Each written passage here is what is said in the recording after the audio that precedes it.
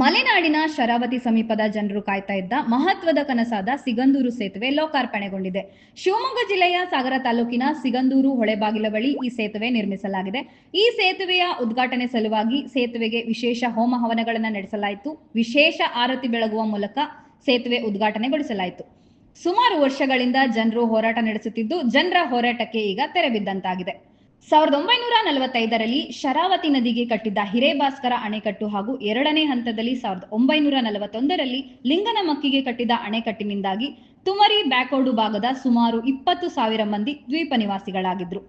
2 ಹೋಬಳಿಯ 4 ಗ್ರಾಮ ಪಂಚಾಯಿತಿಗಳನ್ನು ಹೊಂದಿರುವ ತುಮರಿ ಭಾಗ ಶೋಚನೀಯ ಸ್ಥಿತಿಯಲ್ಲಿತ್ತು. ಶರಾವತಿ ಹಿನ್ನೀರನ್ನ ದಾಟಿಯೇ ಸಾಗರ ಸಂಪರ್ಕಕ್ಕೆ ಪಡೆಯಬೇಕಿದ್ದ ಜನರಿಗೆ ಸರ್ಕಾರದಿಂದ ಲಾಂಚ್ ವ್ಯವಸ್ಥೆ ಕಲ್ಪಿಸಿಕೊಡಲಾಯಿತು. ಬದಲಾದ ಕಾಲಮಾನದಲ್ಲಿ ಸಿಗಂದೂರಿಗೆ ಬರುವಂತ ಭಕ್ತರ ಸಂಖ್ಯೆ ಹೆಚ್ಚಾಗಿತ್ತು.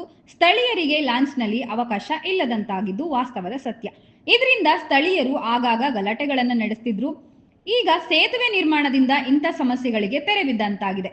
ಒಟ್ಟಾರೆ ಹೇಳೋದಾದ್ರೆ ಸಿಗಂದೂರಿಗೆ ಸೇತುವೆ ವ್ಯವಸ್ಥೆ ಆಗಿರೋದಕ್ಕೆ ಜನರು ಸಂತಸ ವ್ಯಕ್ತಪಡಿಸಿದ್ದಾರೆ.